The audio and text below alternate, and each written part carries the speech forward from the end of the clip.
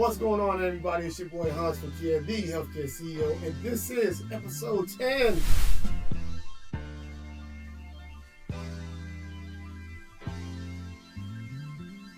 That's right, 10. And we're going to work through the cancellations, we're going to work through the obstacles, and we're going to talk about everything you need to know as far as creating that mindset to be an entrepreneur. So you need that mental health. And we're going to go down into deep stories that I've never talked to about anyone. Actually, I'm going to just keep it real. So it might be a little cussing, it might be whatever, but please just bear with me at the end of the day. Listen to the context of what I'm trying to say. Understand that I'm just being me. I'm expressing myself the best way I can because I want to get this message across and let you guys know what I've gone through to be where I'm at and understanding what you guys are going to have to go through, right? And I'm going to act like I'm not talking to them, right? I'm going to just talk to you guys. And a lot of you guys want to be entrepreneurs, right? And I will say this. Just bear with me because I'm gonna talk and it's gonna be pieces that you probably have to watch this video again and put these pieces together to make it make sense because I will go into my mind and I'll think of a story at a time and I'll quickly adjust to that story and then adjust to another story. But at the end of the day, it's gonna make sense. Because I want you guys to understand that I get phone calls every day and people asking me about entrepreneurial questions or about what they should do. How do I even view them in a personal sense, right? And the one thing is, I realize is a lot of people just don't have that mindset. They're not hungry. So let's do this. The first thing y'all need to know, and I know this sounds so cliche, is you got to understand that you got to have a crazy mindset to do this. And it's got to be a mindset that is so like, man, you just got to be hungry for more. Like, you just got to want more. And you got to, I wish some of you guys just, I don't know, I wish the worst bad luck could happen. Because I think some of us just act better and we go against whatever people are telling us to do when our back's against the wall. I know surely that's how I operate. And my back's been against the wall plenty of times, man. I remember a time, and I told a friend about this one time, man. My then wife was pregnant with our first child, and I could not find a job to save my life.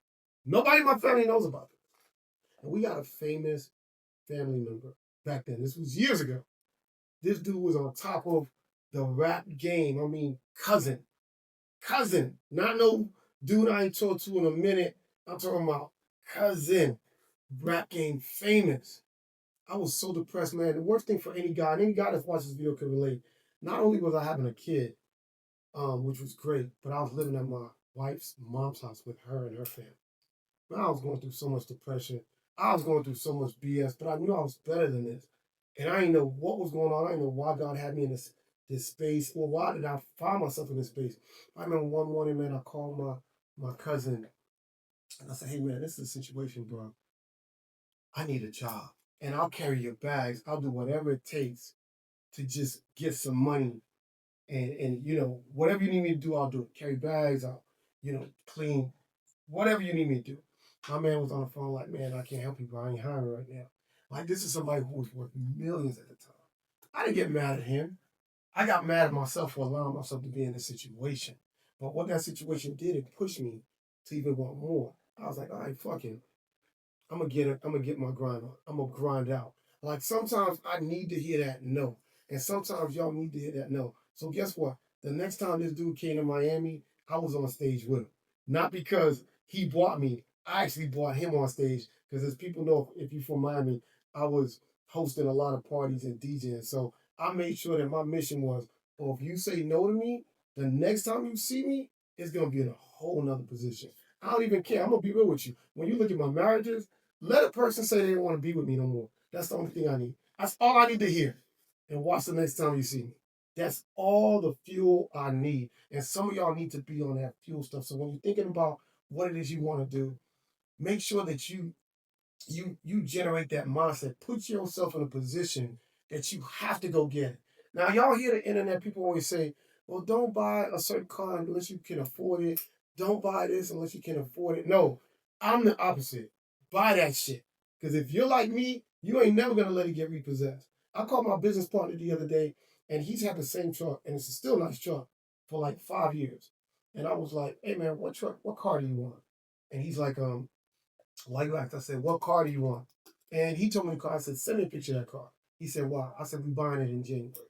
And he said, okay. He said, why you want to buy a car in January? I said, because we only got like 7 patients for our ambulance company. I guarantee you, if I get you this car, if you get this car, we can have 20 patients because you're gonna work your ass off to keep that car.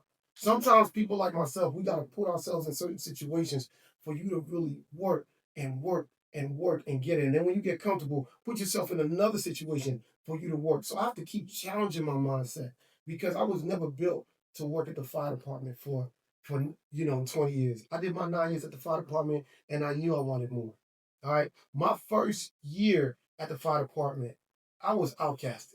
I'm gonna tell you why. Because when they were interviewing everybody, and then I got my job, and then when they was doing the orientations, everybody had to stand out and give their name like, hey, I'm so and so, and I want to be a firefighter because 9/11, and I'm in this new environment. Now you gotta realize I'm from New York and I was raised in Miami. So I'm in Henry County, Georgia. Like 8 blacks in our recruit school. And everybody's saying the same thing. Get up. Hey, sir, get upstairs. Yes, my name is da da da da da. And, I go fishing. I go money. I'm not knocking anybody, but their goal was like they were third generation firefighters, second generation firefighters. And they were like, yo, I'll do this job for free if I could. I didn't know. And this was pure ignorance on my behalf. But I didn't care. I probably have said the same thing. When they got to me and it was like, hey, why do you want to be a firefighter? I said, I needed a job. And they was like, okay. And I said, I give y'all 5 years. And they were like, you give us 5 years for what? To match to make me make the kind of money I was making in Miami as a mortgage broker. And I was like, it's no disrespect, but I got a family to feed. So if I don't see where I'm going in 5 years, I'm gonna get out of here. Now to them, that was like blasphemy. I literally, you would think I just talked about the flag or talked about the country, but I put myself in a position where I knew I was not gonna be successful just because of my dreams, because my dreams didn't align with their dreams. And that's the crazy thing. It's like, cool, when I just say I just want more, people knock you. It's like the weirdest shit. And your family's gonna be the first fuckers to do it. They're gonna be the first ones to be like, oh, okay, cool, but never give you like motivational fuel to that dream. Look, I grew up in a Haitian household. My parents were Haitian, and they would scare the crap out of me and my family for everything. I'm talking about, and black people in Vasquez, where you from? Dominicans, we're in the same Dominican, nigga, like, I'm excuse hey, and hey, CD, where you from? I'm from Augusta. Augusta. Tim, where you from? Make it. All of us got black or brown parents, right? Yep. How many times have you said something and your parents probably said out of their own fears or whatever happened, trauma that they went through, I don't know if you should do that. Yep. Don't go to school far away. Don't do this. CD, you want to be a video artist. There's no money in this, right? Because they've gone through, and I don't knock them. That's a whole episode for another day because I give my parents, even though they're not here, I give them grace because I can't imagine. My parents went to school when they couldn't go with the white people. It's not that like 30 generations ago. Right. This was just my parents that could not go to school with, their white counterparts. So I don't knock them for whatever trauma they put. But think about the irony, right? Especially if you being Dominican, your parents will put, like, I want to play football. My parents like, don't do that, you'll get hurt. That's literally say, you want to do this, don't do that, you'll go. But at the same time, in one breath, while they are scaring you, because they don't even know this, if you have another thing, I'll be like, oh, you have to have faith. Huh? How do those two things work? Go to church, you know what I'm saying? But I had to grow up and just observe what was going on, because what they were saying it was counterproductive. It didn't even make damn sense. Like, my dad was a respiratory therapist. So all that dude knew was work, work, work. Guess what? When he had when he had kidney failure, that hospital dropped him like there was no tomorrow. Dropped him, right? My mom, entrepreneur, going out of town, buying linens. My mom opened up a store in a flea market. She opened a bakery. I was like, okay, I want her imagination and her vision. I want his work ethics, right? And I'm going to try to combine those two. But I did it subconsciously because I didn't even know what I was doing. Like, sometimes God will have you on a route and you don't even know what you're doing. Like, I'll tell you this, man. People don't even understand. Like, my life has been like so much a full circle, even where I'm at right now, where I could put all these little moments that God made me go through and say, oh, I see why, right? I told this story to my homeboy yesterday. I never told it to anybody in my life. I got this tattoo right here, and it says going solo. And it's me walking away from a crowd of people from 1997. I got this tattoo in California. I got this tattoo because me and my cousin, super, super close. It's my dude, right? His mom had cancer, right? And me and him, she was at home hospice. And me and him are, going to the pharmacy to get her medication. So I'm in the car with this guy while we're going to get medication. The family calls him, says, don't worry about getting it. She's gone, right? We turn the car around. Of course, I'm consoling him while he's driving and stuff like that. He's boo-hoo crying. He's the youngest of 7 kids, right? But at this time, we're like in our 20, 19, 20, 21, 22. But I just remember this, going to his house, going through the gate, and everybody's hugging him. I'm just like, okay. You know what I mean? Nobody even checked up. Never said, yo, you good? Like that was even though it was like my aunt, I was like my aunt. You know what I mean? Nobody checked on me. Like, and it was crazy that you're around so many people, but you don't feel like there's nobody around you. And I'm not knocking nobody for consoling him. And I was still in that mode of trying to be, you don't think about it, but you walk around feeling like, damn, that didn't still feel right. In the moment, you're like this, you're not being selfish, you just gravitating to him. I left there like, dang, you feel, I got this saying, man, what people might do, there's nothing wrong with what you do, but it feels fucked up. You know what I'm saying? Like that's my, you can't say what people do and they gotta operate this with the same morals and values as you do. So I can't point the finger and say, damn, there's no book that I could look at and say, yo, see, it says it right here, you were wrong. No, you're not wrong, but it feels fucked up. You know what I'm saying? And so I got this tattoo after that. And I was like, you know what? It's me. I got to walk away from people because I am going solo in so many instances. And all these things that people realize. And I just say this to say that you guys are all going through things. If you just sit down and shut the fuck up and listen to what God's telling you, the alignment that God's putting you in, you're going to realize you meant for more than you are showing people. You meant for more than being behind a cubicle. You meant for more than, following somebody else's dreams and delivering on their dreams. I don't even understand. It doesn't make sense to me how I could get up and say, I'm going to invest in your dream. And I don't get no return. I don't get no return. I don't get it. And I'm not trying to tell people you can't work for someone else, but while you're doing that, still work on that gift God gave you. Like, still work on that vision God gave you. There's no one here. How many dreams have you had? And I'm going to ask y'all because I want to make this conversational. Anybody, how many ideas you guys had that you never followed through on? A lot. CD? A good bit. Fast? I'd say a little bit, yeah. Okay, yeah, cool. Yeah, I'll go for what I'm thinking about. Right? But sometimes it's those things that you go, dang. Yeah. And then somebody else will come with it or whatever. And there's this quote from Les Brown. I think Denzel quoted it as well. Because you guys will get there. One of the greatest gifts that we have is death. So you guys will die. I don't have no problem with that. Right? What I have a problem is, and this quote said, imagine if you're on your deathbed and all the ghosts of all the dreams that God gave you are standing around you and they're looking down at you and they're saying, we came to you so you could give us life, but now we have to die here with you. I feel like every time I think of that, I'm like, that's why when me and you arguing, I don't have, it ain't personal, nigga. I got a goal. I don't have time. I come here, you come, I got love for you, bro. But we got to be on that same plane. And when you saying, hey, the contract says this, but my vision from God says something else, bro. And I'm cool with you saying I can't deliver. I'm going to always be like, because when you say, Hanz, I need this, what I got to do to fuel, because I will never understand what God's telling me. It ain't my place, because he only told it to you. You see what I'm saying? And that's what I tell people, like, if you have a business partner and y'all don't fight, somebody's lying. You look at that conversation probably totally different. I look at it like I'll see at the mall and be like, hey, what we doing today? Like, I don't, we have to fight. Like, I don't care about fighting. What I look at is, how do you handle it? Everybody fights, but how do you handle it after that? That shows me your character. I'm going to argue with some of my best friends. Chef. I was his number one supporter. When I first met him, he was my girlfriend's brother, right? My girlfriend called me 2010. My brother's moving down here. He's looking for a job. I bought an investment property. I said, hey, my man, you could paint my investment property. He painted it, but he's like, my real gift is cooking. I taste that dude's food. I'm like, let's do something, right?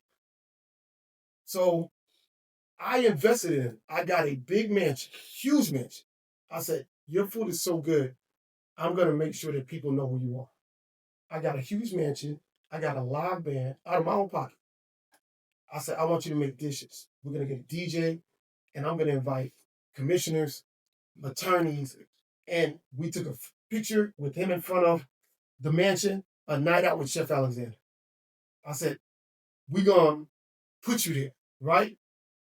And while we're promoting this dude had a business card that said gourmet chef on one side and construction on the other.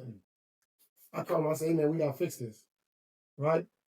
And we had a little argument. I'm like, if I want to cook, I don't want to know that my plaster might be mixed up with mayonnaise. Like, I don't want to know that. I want to know that's all you do. Yeah. And we bumped heads. But the other reason we bumped heads was, I was like, hey, what you doing today? He's like, I'm going to a barbecue. I said, I ain't fucking with you. And he said, why? I said, if you look at yourself as a barbecue chef, I can't fuck with you. I don't see that. I see, why you think we doing this mansion stuff, man? You can't be like mansion one day, barbecue the next at a church. Excuse my language. I was like, fuck that church, man. You know, and I was trying to get him to see like it's bigger than us.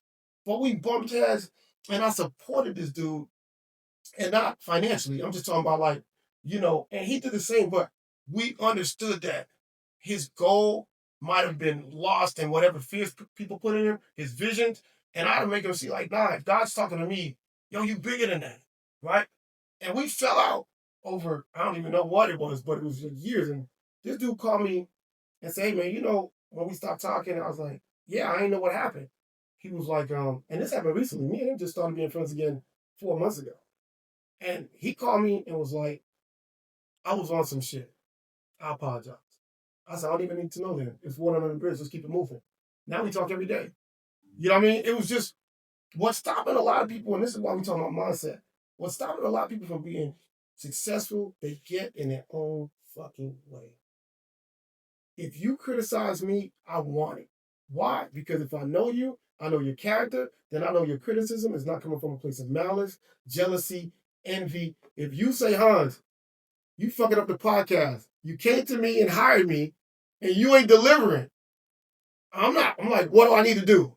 Because my job is to hire you to make me better, right? I don't care about pride, man. I'm good. I need people, I pray for this every day.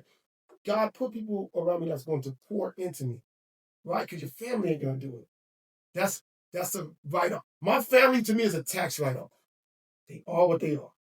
You know what I'm saying? I accept them. I understand that God made me the person that's going to have to carry the cross. And so when I make it, some of my family members are never going to have to work. That's just what it is. But I'm not expecting them to add fuel to my fire, right? It's almost like hiring a janitor to run your ambulance company or your restaurant. You accept them for what he is, and you love him, and you still respect him like he runs your company, but you just know that maybe that's just not their strength, right? And so when I put myself around people now, it's got to be, I got this core that I'm accountable for. They are what they are. When I hire you, Tim, Vass, y'all here to elevate me. And I'm here to take whatever advice you guys have and run with it. I don't care if it comes off whatever I have thick skin. Hanz, get your shit together. You know what I'm saying? Say no more. What I got to do. And a lot of people are afraid to do that. And they don't understand that even all the books I've read, which I'm reading a book now, I just got finished. It's called The 22 Immutable Laws to Success. And it's into marketing. And it talks about thinking a certain way and not putting the right people around you to think more. I'm a movie person. Y'all ever seen World War Z? Mm-hmm. All right. There's a World War Z part where Brad Pitt goes to Israel, right? Mm-hmm. And he finds out that they're the only ones that's not getting effed up by the zombies, right? And he goes to the guy, and then the Jeep riding around, and he goes, how'd y'all know to prepare for this zombie attack? And the guy goes, well, we heard somebody talking about, people waking up from the dead in other countries.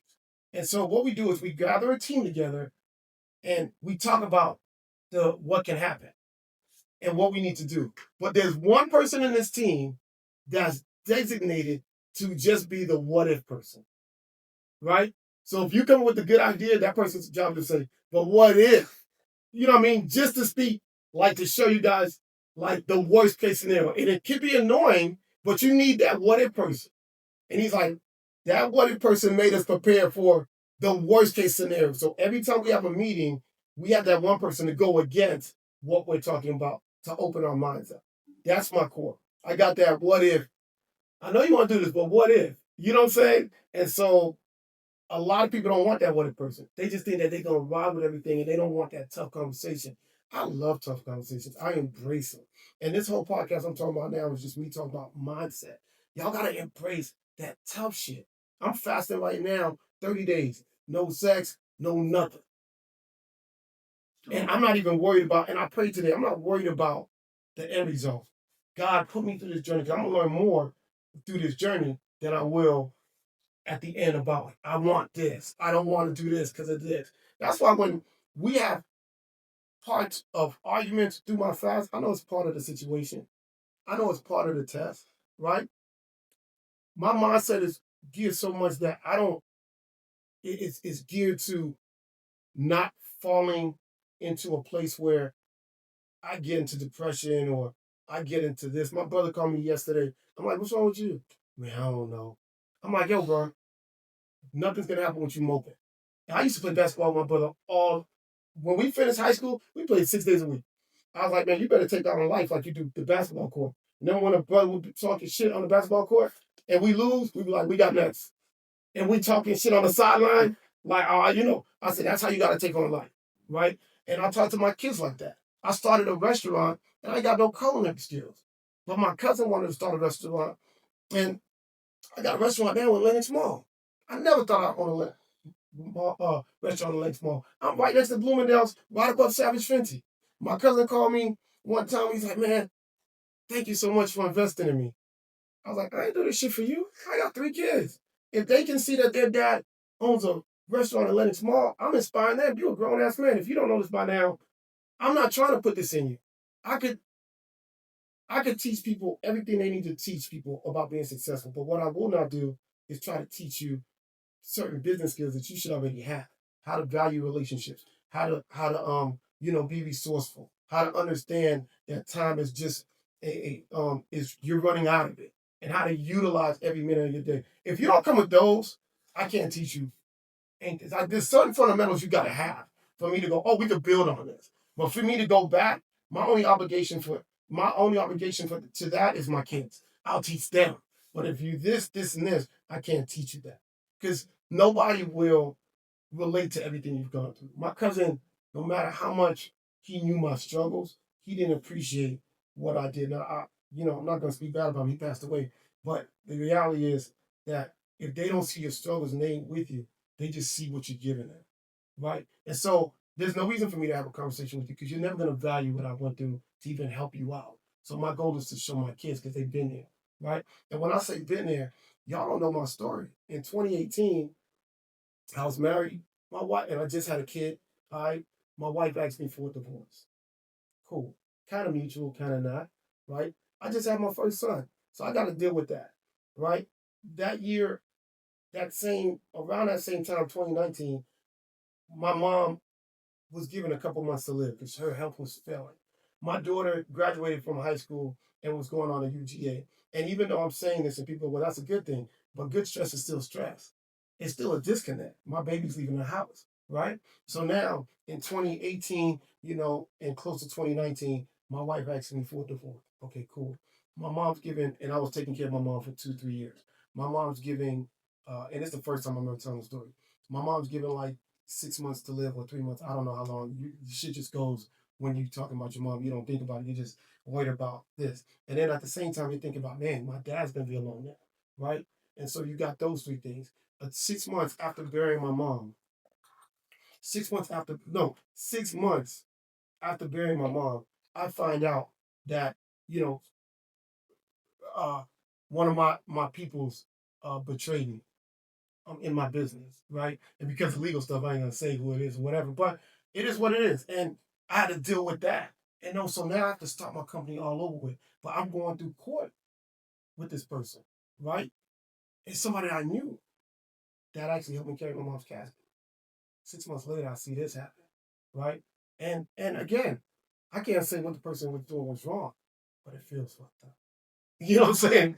It just felt fucked up, right? And then after that, it's like, while I'm going through court with this dude, my father passes. Y'all talking about a 3 year time span. I tell people, if you call me anytime from 2019, 2018, 2021, I was in a walking coma. I don't remember phone calls. I don't remember none of that. And so now I'm a divorcee, and I'm mourning my parents' passing. Like one parent's passed, you don't even really get a chance to do that because now you're in court with this dude.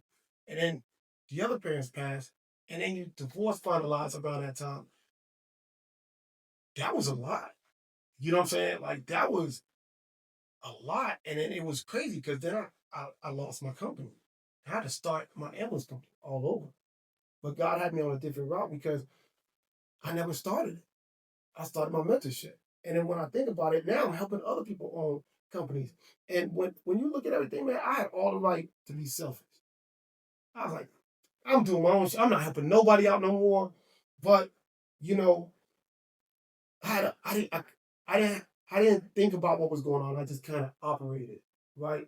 I went to therapy and my counselor asked me, what do you want out of this? I said, I want to know why all the people I go so hard for um, think I'm so disposable. Like, how am I went hard for y'all niggas. Like, even my parents, I'm just like, damn, y'all left. Like, you know what I'm saying? So, why am I this guy that y'all could take off the shelf, brush me off when y'all need me, and then put me back on the shelf when I serve you no purpose? And it was like developing a mindset again, putting this tattoo on me since 97. I have to always go back and reflect on it, right? And so, I don't after those 4 years and I started and even after that, I'm helping so many people start the ambulance company. It wasn't until last year I realized that even after what I went through, God said, it still ain't about you. I'm gonna make sure you help other people. That's crazy. But you gotta have that mindset where it's like, if you get into any business and you think it's about you, you will not be successful. Your business is to serve. Why you started? Apple started a business to serve people. McDonald's started a business to serve people. There ain't no business that you start to serve yourself. You be your own fucking customer. You know what I'm trying to say? So if you don't think of the why, and that's why I see when you and I talked, I was like, your first question should be like, man, my bad. What can we do to make this work? Regardless, what I'm saying might not be right, but let's figure it out. And then I know at that point, this dude cares about me. I could be rambling because I'm impatient. And you could be like, Hans, look, I apologize about your feeling, but you might be a little impatient. And I'll be like, you know what, CD, you right. And then we, you know what I'm saying? But when you don't show me you care, I'm like, this is a transactional relationship. This is not a relationship what this dude really cares about. And when I feel like you don't care about me, I'll go, all right, man, I appreciate you. You see what I'm saying? Because when people care about you, they pour more into you and your projects, right? There's nothing that we talked about yesterday that's gonna make me stop caring about you, right? And that's why I tell y'all our legal conversation like, hey, I understand, but what y'all need, just let me know. Yesterday was a pass after 12 o'clock midnight. I don't take it to the next day. You understand what I'm saying? Because I understand that this is part of the process of arguing and fighting with your peers and your business partners. You're gonna do this whether you marry.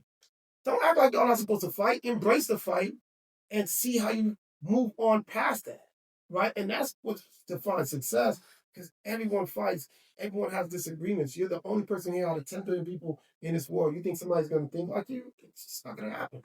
It's not even supposed to happen. I don't want people around me, like I said, I want that what if person. You know what I'm saying? And so everything I went through in those years, man, gave me the mindset like, this ain't what it's supposed to be. Y'all cats recording me and everybody watching this thinking that it's supposed to be a certain way. It's not. It's not going to be how you want it to be. And then you just got to be, you have to have that mindset and resolve that it's okay. I got friends right now that I've been friends with for 40 years, and I cut them off because we're not in alignment. They don't value what I value.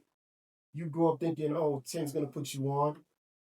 You be lucky if he does because you know Tim now. And I'm just using you, Tim, as a thing, right? Um, you don't know Tim with money. You understand what I'm saying? There's two different people. I could be cool with you and play basketball. And then if I go to business with you, I'm like, oh, wait.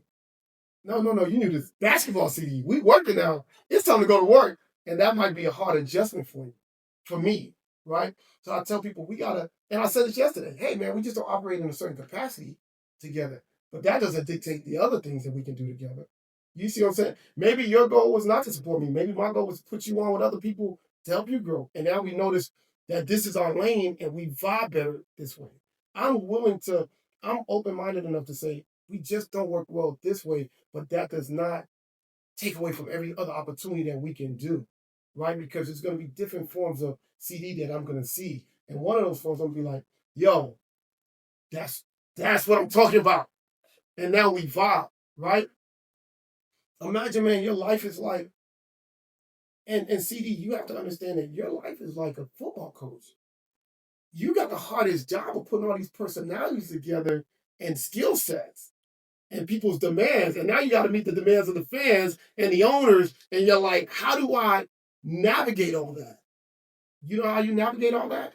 Take the emotion out and you will see clearly. Emotions are like clouds, man. They're like clouds. And logic is like the sun. And if you can't get past the clouds, you'll never see the sunlight. Y'all better drop that. That's a real. That's a real. I just made that up. But I'm being honest. It's just this podcast has no structure. It's about developing that mindset. You know, and right now, even at 51, I have to fast because I notice there's things that I'm lacking. Right? There's lacking in my discipline with my flesh. My flesh discipline is so bad that I have to now fast to get to a point where I can control that part of me to be a better person for whoever God plans my life to be, whoever God plans on me to be in charge of, whoever God plans on, to give me advice. But I have to control that. So it's not just, I'm not intimate for 30 to 60 days. I'm not drinking soda for 30, 60 days. I'm not drinking all these things that are part of my flesh. I'm not on social media for 30, 60 days because I got to control this part so I can be better in other aspects of my life, right? And so the thing is, when you have this mindset that you focus on the logic and you focus on the goals and focus on your death, I want you guys to focus on your death. Focus on your death. Focus on your death. You will live better. When you realize that your time is coming, you will live better. I know it sounds cliche, but I promise you, there's not one person that won't tell you, Hans lives like today's his last. Not irresponsibly, but I follow my goals and dreams to make sure that I leave not thinking I wish I would have took that shot, but I passed somebody. I'm taking the damn shot. If I miss it, I can sleep well. If I make it, I sleep better. But I'm taking that shot, right? My cousin called me yesterday, and great guy. And actually, this speaks to how you build relationships. This ain't even my cousin; it's my ex-wife's cousin, and he's a biblical guy, and he posts a lot of biblical stuff. And he's like, "Hey man, I want to talk to you. I needed some advice." I was like, "What's up?" And he's like, "What do you think about me as a business person? Because I work for a company, but I want to get out of this." And I was like, "Well, what are you doing?" He's like, I post the social media stuff. I was like, I'll be honest with you, man. I don't. I scroll through your posts. I'm like, I'm not gonna lie to you. My thumb is very effective when I see your photos. You know what I mean? And I was like, and he said, okay. I said, but you don't talk about anything. There's a million people talking about quoting biblical scriptures. There's nothing to make me gravitate towards you. So I just scroll. I said, I'm not lying to you. But what's going to be different from what you do than everybody else? Right? And he said, I don't know. And I was like, John, I was like, let me think about it. And then that's when I came up with the Haitian thing. And I was like, bro, I've seen you operate with your aunt and your mom. They're the most fearmonger people I've met, right? They pack 2 years in advance for hurricanes. Like they're they're really scared people. And I was like, but I was fond of you 22 years ago. You went to University of Florida, and I'm pretty sure, without me knowing, I said, I'm pretty sure your mom was like, don't go so far away. He's like, yeah, she wanted me to go to local college. I was like, you see what I'm saying? So why don't you take a scripture and say, for all my, African Americans or people of color, or people that had like the fear, the parents, these are the scriptures I use to go to another school. These are the scriptures I use, because now he lives in Texas, to move. I was like, now you're going to have a community or a target audience that can relate to like, yeah, I did go through this. And I do have parents that, subconsciously did not know, put fear in me. I don't know how far I went. Like I said, I still love my parents to death. If I listened to them, I moved to Georgia first. And my whole family came back. I'm not talking about my immediate family, like my wife, my brother moved, my other brother moved, my parents moved, my wife's family moved at the time, my cousin moved, all because I took that leap of faith. I didn't plan on I was trying to run away from these dudes, but I brought a whole community with me. And it was because I was operating in, okay, you'll be free. And I'm not going to, it's okay for you to be afraid. I can't. I lost my first daughter before she was born, right? 9 months in, my wife pushed out a stillborn. What is there to be afraid of? I ain't got nothing. I don't have no fucking choice. I'm 23 or whatever, burying my child. Like, what y'all scared y'all? Okay, y'all do that. I'm not built for that. I gotta pay for the funeral. My parents ain't got money to pay for the funeral. Nobody knows this. I had to pay for my own child's funeral. My life has just been me. My life has been me. And I'm not, and before I would hold on to relationships that showed me that they were in alignment with what I wanted to do. Right? I got people that I used to pay when I was doing clubs in Miami. Like if you was my homeboy, I would pay you just to hang around with me because you're a big dude. So I'd be like, yo, Vaz, you're going to be my security. Right? I'm going to make up a job for you. Right? My same cousin, that my wife's cousin, that my ex-wife's cousin I was talking to yesterday, I was like, man, I remember when I used to take you to pass out flyers with me. He's like, yeah. I was always about putting people on. Because how do you eat and your dudes is, I don't get it. So I got people now that I'm like, you're not moving away. And my loyalty to you can't be more loyal to myself. And before I started cutting people off, I called my pastor just the other day. I was like, how do you know if what you're doing is of you, like your flesh telling you F this dude, or God's like, no, I'm protecting you? He said, well, the friendship that you're trying to sever, is that a friendship you allow your kids to be in? I was like, I didn't say no more. You know what I'm saying? Like that. And so, but this is at 51. I'm still learning how to be a person of integrity and a business person and still keep that core value of everybody eats, because there's going to be somebody who appreciates it, like Chef. You know what I'm saying? And so that dude's come to my restaurant and never asked me for a dime. Like, since we reconnected, he's done, we have a meeting at my restaurant with the employees tomorrow. He's part of that. I know he texts y'all like there's no tomorrow, right? So he's that, but never asked me for a dime. And I don't think about it. So the other day, I'm at a food trailer park because I want to buy a food trailer for the animals. I'm like, yo, bro, why you never bought a food trailer? He's like, man, stuff happened, da da da da da da da. So, all right, cool. Which one you want? He's like, what are you talking about? He said, I found one for 11,000. I found one for 22. I said, hold on, let me call somebody real quick. I called this white guy, Jake, in Texas. I was like, Jake, I need 2 food trailers, man. You think you can finance them? He's like, yeah. I said, but what we're going to do is we're going to put both of them on the price of one, so we have one payment. So there's one for 11, there's one for 22, so we're talking about 33,000. That means I got to come up with 3,300 down payment. But can you finance them both? And I'm doing this with Chef on the line. And Jake's like, yeah, just give me the papers, I'll make it work. And Chef's like, fuck, I'm talking about, but we're not doing this by ourselves. Even the book I'm reading, what I finished reading right now, says, if you want to do something fast, do it by yourself. If you want to do it right, do it with others. Right? And so, what I say, partnership. What I said before, 5 minutes? Look, I don't care. I'm going to have to tell them to hold off on the funeral. Oh, shit. That's the time? Okay.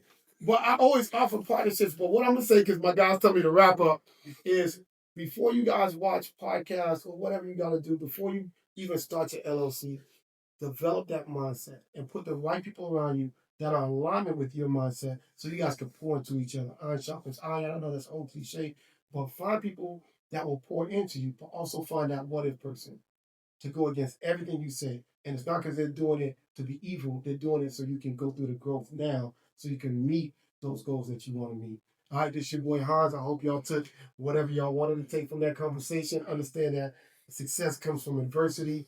And I've never seen, the only place you will see success before struggle is in the dictionary. All right, so y'all gotta understand that. And I think that's how it goes.